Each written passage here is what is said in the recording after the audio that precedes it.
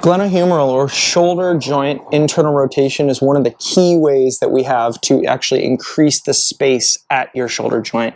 And this setup, which we call sleeper, is one of my favorite ways to get after that.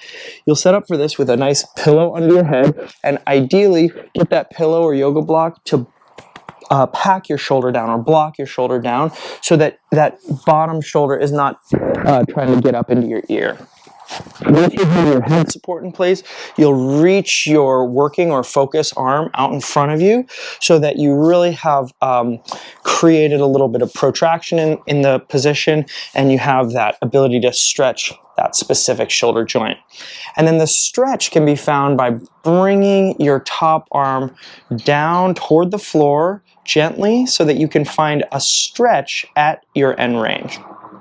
Keep in mind here that you have lots of variables to play with in terms of that stretch. First of all, you could rotate the forearm or the elbow joint into various positions that might give you that line of tension that is most specific to your needs.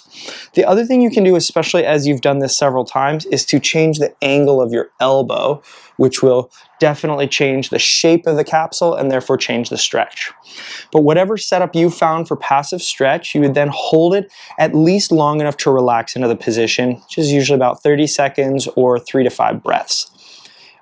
I will sometimes indicate the duration of your passive range stretch, so be sure to check your program. Once you have completed that passive stretch component, then we would begin a Pales contraction. Pales contractions are always the isometric contraction, meaning you won't be moving, that is targeting the stretching tissue. In this case, the back of the armpit.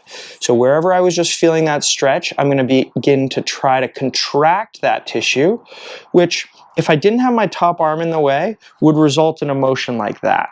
But because my top arm is in the way and nice and strong, no movement occurs when I begin to turn on that contraction. You'd ramp it up to the intensity level that I indicate, and then you'd hold it for the time that I've indicated. At the end of that, if we're also working on rails for your shoulder, then you'd begin to find the contraction of the muscles that pull you deeper into internal rotation. So that would be the motion of trying to bring your wrist closer to the floor, but because you're at passive end range, you probably won't move. This contraction usually can be found in the armpit, although also below the armpit a little bit. You're trying to contract some muscles that are actually quite small and weak, so it might take a few rounds or even several weeks to find that rails contraction. Now, occasionally, I might ask for a maximum intensity Pales and rails set, which would involve going back and forth from maximum intensity Pales contraction to rails contractions, again with no movement occurring, but just immediately switching back and forth until you feel like you have deeply fatigued the rotational tissue. So that might look something like this. I find my end range, and then I ramp up a Pales, nice and intense, and then I immediately switch over to a rails trying to pull myself deeper.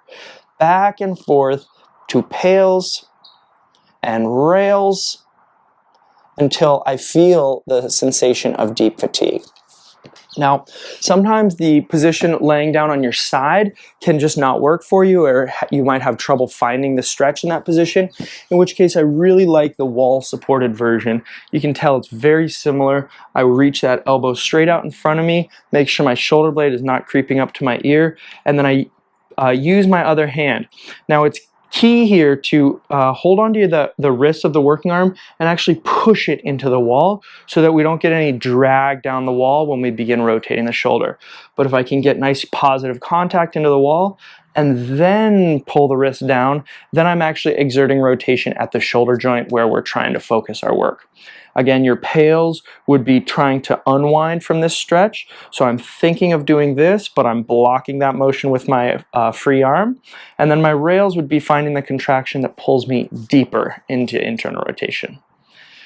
Go ahead, give those a shot. Let me know any questions so I can help you find the specific setup that works best for you.